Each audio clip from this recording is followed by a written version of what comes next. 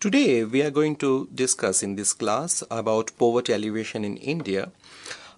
In this class we are first going to start with the historical background regarding poverty alleviation. Regarding the idea of poverty has been a concern for major politicians as well as policymakers in the 19th century as well as in the early 20th century. Then we will further move towards a discussion on the post-colonial context, where how independent nation state of India, how the policymakers of the independent Indian nation state have discussed or addressed the issue of poverty and poverty alleviation. And then finally, we are going to end the class with a concept of poverty, the definitions of poverty from both conventional wisdom in economics as well as a very nuanced understanding of poverty in the discipline of economics. We will also finally argue about how poverty has been estimated by India's Planning Commission and the debates regarding the estimation of poverty. Now let us first discuss the historical background of poverty and the discussions on poverty in the late colonial and period in India. If we remember Dadabhai Naoroji, the Parsi intellectual and the nationalist politician of the Indian National Congress Party, who was originally was associated with the Liberal Party but later on moved to the Indian National Congress. In his seminal text, Poverty and Un-British Rule in India, Dadabhai Naoroji pointed out how India has been a kind of, there is a drain of wealth from India, and this drain of wealth has actually pauperized India. At the same time, this drain of wealth thesis, the drain of wealth argument, was also carried forward by the late 19th century politician, nationalist politician Mahadev Govind Ranade. What he is suggesting that because of the deindustrialization, there is a growing number of villages in India and declining number of urban centers in India, which was evident in terms of the rise in the rural agricultural sector and the decline in the industrial sector. Now, because these kind of policies were very much evident, it actually affected the public opinion among educated middle class in India, and by 1930s there was a considerable public opinion against these laissez-faire or market economy policies by the colonial government. So in 1938 there was a National Planning Committee which was established under the chairmanship of Pandit Jawaharlal Nehru, who later became the first Prime Minister of India. And the National Planning Committee had a 10-year program, and they suggested that they must frame certain policies which will ensure at least 200 to 300% rise in the national income. There was also a policy for how to ensure minimum calories for an average adult worker in India, and they stipulated something around 2400 calories for the rural areas and 2100 calories for the urban areas. In other words, citizens should at least have access to buy certain foods with the specific elements of carbohydrates, proteins and minerals that will ensure that each individual citizen should have access to minimum 2400 calories for in the rural areas and 2100 calories in the urban areas. At the same time, this particular National Planning Committee also argued in terms of 30 yards of clothing for per year per year per capita and at least 100 square feet of housing. Thus, it is not surprising that when the first plan was started, and that first year 5-year plan, which was from 1951 to 1956, specifically focused to take concrete initiatives to uplift the poor. Once India became independent, in other words, once there is a transition from the colonial period to the post-colonial period, India's post-colonial context had a different kind of reality, because now for the first time after a long time, Indians are now ruling their country, and they must now specifically have certain policies with respect to poverty alleviation. Now, what were the initial policies that the Indian government was more interested in poverty alleviation? The first of the policy was the abolition of the zamindari system. This abolition of the zamindari system the process started from late 1940s, immediately after 1947, and it was there even in the early 1950s. By the first half of the 1950s, that is by 1954-55, the abolition of the zamindari was almost complete in all the states of India. And this abolition of zamindari was more important to boost the agricultural sector, because Indians were largely dependent on agriculture. Later, a second generation of land reforms was initiated by the implementation of the land ceiling acts in major states. However, one must note that merely passing the laws for the land ceiling acts was not always very much implemented in terms of the ground, in terms of the grassroots level. In other words, land ceiling acts have been passed in India in the late 1950s, early 60s, as well as in the 1970s.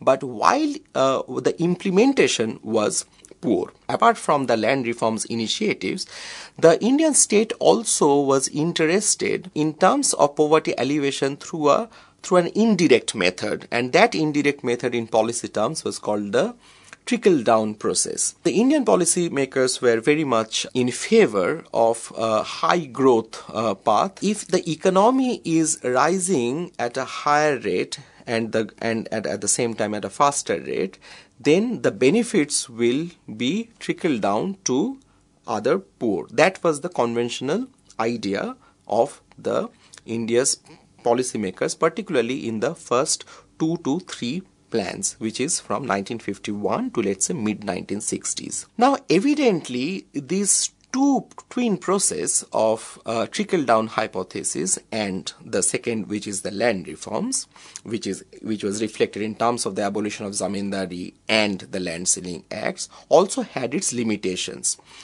It was evident by the mid-1960s that trickle-down hypothesis and the land reforms were not giving enough results in terms of a faster reduction of poverty. In other words, the redistributive strategy has to be reworked and rethought. How the wealth and income would be redistributed among the poor in India should be rethought. That was the idea behind the planners, because both the land reforms in terms of the abolition of zamindari and the land ceiling acts, and at the same time the trickle-down theory, which is based on the idea of a high growth, already showed its limitations, and so there needs to be a new way of addressing the question of poverty. So Indian policymakers, along with the leading politicians of that time, they were now targeting poverty. In other words, there was a full-fledged attack on poverty reduction. So by late 60s and early 1970s, poverty became a political issue, with Indira Gandhi, the first woman prime minister of the country, giving the slogan "Garibi Hatao, Desh Bachao," abolish poverty, save country. And that particular slogan actually politicized the issue of poverty. What were the specific strategies of poverty alleviation in India?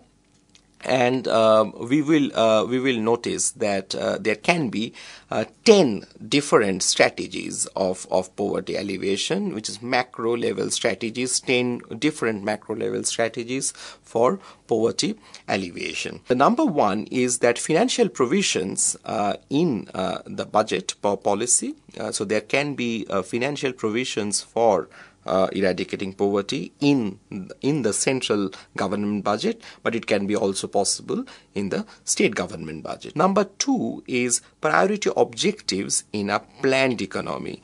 Now, of course, India was a planned economy until the planned economy model was until very much relevant till the late 1980s, but it's still even after the post-liberalization, even after India's new economic policies in the 1990s and after 2000s, in the last 2 decades, the idea of planning is still important, and that's why we still had planning commission until last year, where the planning commission has been replaced with Niti Aayog, national initiative for transforming India. But nonetheless, the idea of planning was very much important right from India's first plans in 1951 to 56 until 2012 to 17.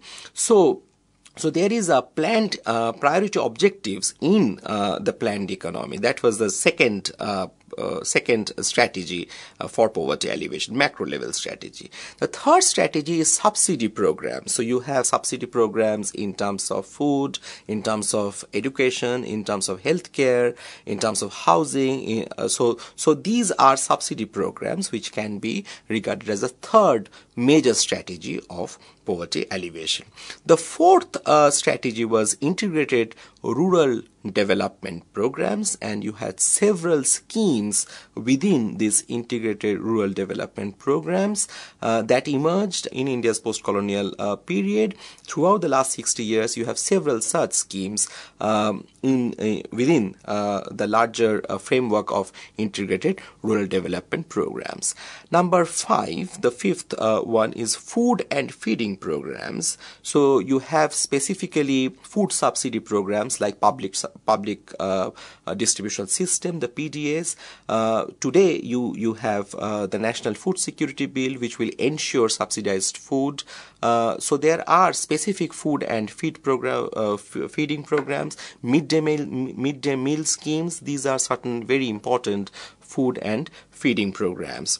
The sixth is a targeted credit programs where governments lend money at a low cost, a low interest rate. So you have certain credit programs, governments lending money to, and you have Grameen banks, and which also gives lending money. In other words, the major target group is the poor in India, and that's why it is called a targeted credit programs. Number 7th agenda is skill generating programs. In other words, there are government schemes which ensures skill development for those who are not skilled. In other words, those who are unskilled laborers or semi-skilled laborers, for them there are specific training programs, and you have government institutions like the ITIs, like the Industrial Training Institute, and several other institutes which actually train Indian citizens to become more skilled. Number 8 is adult literacy programs. Literacy and education, they are very closely connected with reducing poverty. So there has been a plethora of adult literacy programs within government. The policymakers were interested in creating these adult literacy programs, and it has been quite a success in the last 60 years in different states. The ninth that was addressed by India's planners and the policymakers was population control policies. If the population is controlled, then you have less worries in terms of feeding more people. So you have that was another concern of the government and India's policymakers. And finally, you have kind of a strategy where the government provides minimum need policy. In other words, the government is thinking about certain social infrastructural development like housing, like drinking water, like other forms of employment generation, which will eventually help to reduce poverty. So a kind of minimum need policy, which was another strategy in the post-colonial context. So a kind of minimum need policy, which was another strategy in the post-colonial context. Now we are going to focus on our final part of this lecture, which is the concept of poverty and how poverty is estimated. Now, in conventional wisdom, poverty has been defined as a kind of a social phenomena where certain basic necessities of life is not fulfilled by a group of people. In other words, if a group of people is unable to fulfill or satisfy certain basic necessities of life, then we call those group of people as poor people. This idea of poor is also very much fundamentally linked to the idea of less income. Now, in other words, if a person has less income, and because of the less income, if the basic necessities of life is not fulfilled, then we call them poor. But how does less income actually creates poverty in society? Now here conventional economics also point out about this whole idea of poverty trap, or there is a vicious circle of poverty. Now what do we mean by vicious circle of poverty? Now, economists argue that if there is a demand side and there is a supply side. Now, let's first concentrate on the supply side. The economists argue that if there is less income for a person, if a person is earning less, then at the same time the person would be also saving less. So, if your income is less, then your saving would be also less. Because your saving would be less, your investment would be also less. So if a person is earning less, he or she would also save less. Because he or she would save less, he or she would also invest less. Now, because there is less investment, it will also affect the productivity. In other words, there will be less productivity. If there is less productivity, then the economists argue that there will be also less income. In other words, we have come back to square one, where we started with less income. In other words, that is a supply side argument of the poverty trap. Now, what is the demand side argument of the poverty trap? Which is that, again, if we start with less income, if a person is earning less, then there will be actually less demand in the market, because if the person has less money in terms of income, then he or she would buy certain things less, which will actually affect the supply side, which is that the producers, they would also produce less. Now, if there is less supply, that means that there will be less productivity, and if there is less productivity, then there will be also less income. So there is a certain poverty trap which is called the vicious circle of poverty, and we have so far analyzed the vicious circle of poverty from both the demand side and the supply side.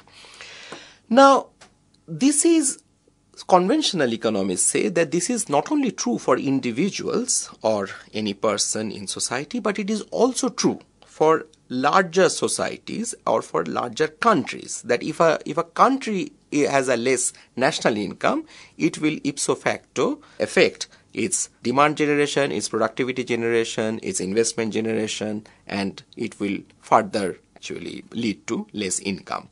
But the conventional economists say that you can come out of this poverty trap provided that there is a certain facilitator, an external facilitator, either by private players, either by private entities, or by governments. In other words, if there are certain initiatives by certain private initiatives or certain government initiatives to address this question, to address this poverty trap, to address how there can be more demand in the market, how there can be more investment in the market, how to generate more income in society, and how to generate more income with individuals, then one can come out of the poverty trap. So that is something which the conventional economists argue. Now, apart from this conventional definition of poverty and the idea of the vicious circle of poverty, we can also find a very nuanced understanding of poverty. Now, this nuanced understanding of poverty was given by the Nobel laureate Amartya Sen, and in his very seminal book, Poverty and Famines, he has actually linked poverty with entitlement. And so poverty is not a condition of deprivation. In other words, poverty is not a deprived category argument, but it is something linked to entitlement. Let me discuss in a very lucid way what he means.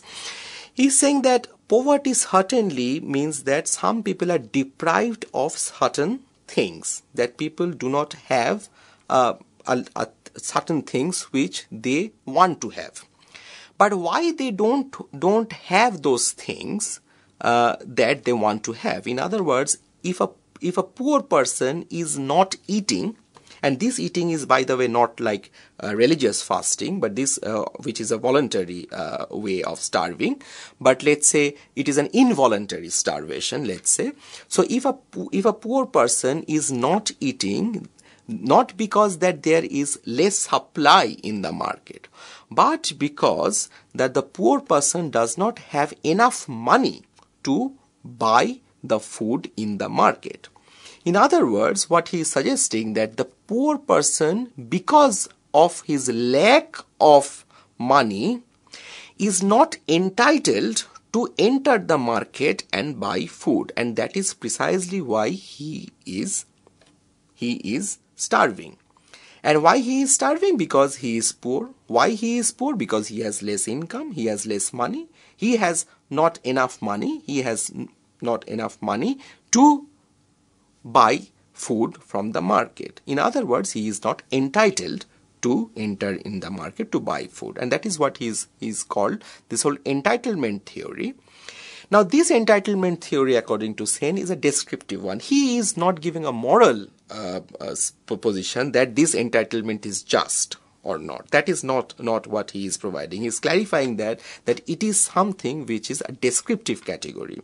That poverty is a condition of deprivation, but it is certainly linked to entitlement.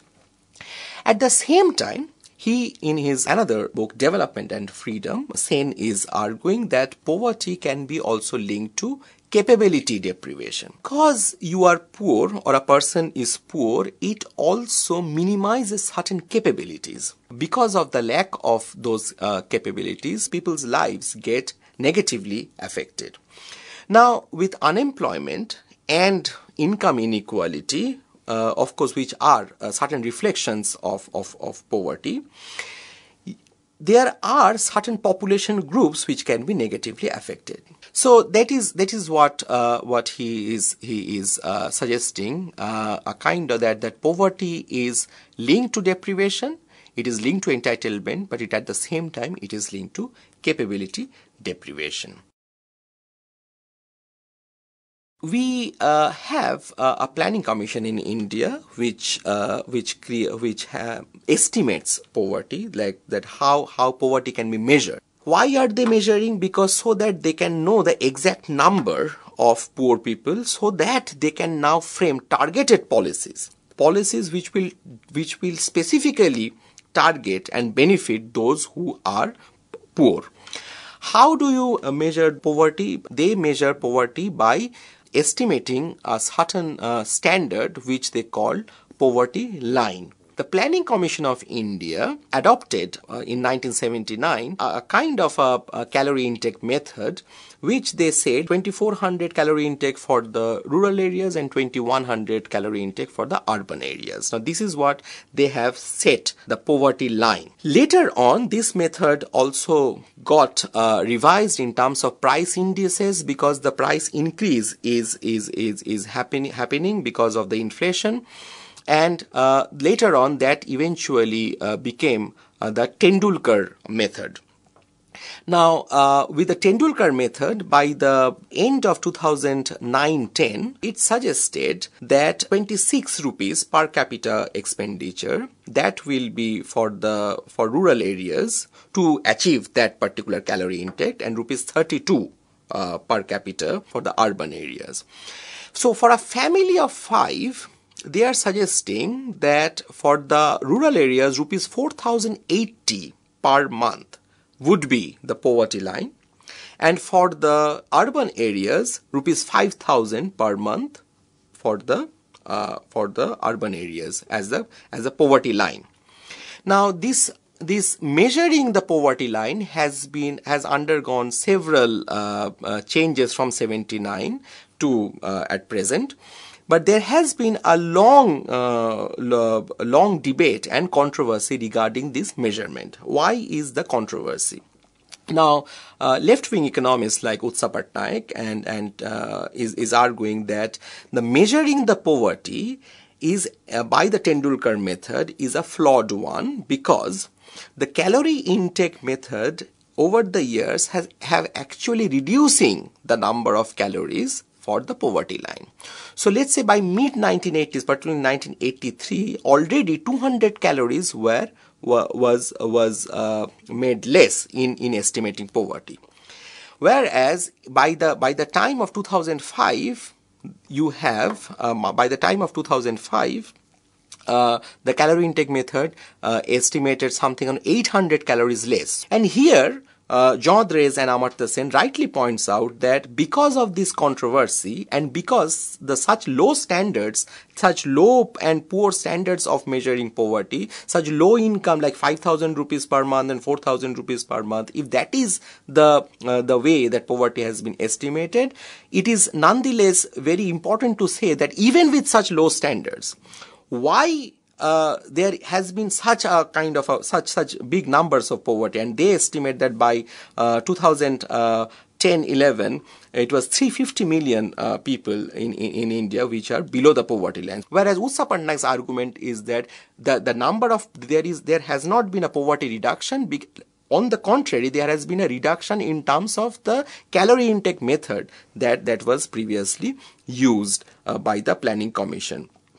Nonetheless, all the governments and all the plans from the 1951 till now, till the 12th plan, till 2012 to 17, all the governments have actually are interested in eradicating poverty, and they have they have ensured that there would be number of specific poverty alleviation programs in India. In our next class, we are going to discuss the specific poverty alleviation programs in India, particularly in the pre-liberalization period and the post-liberalization period. Thank you very much.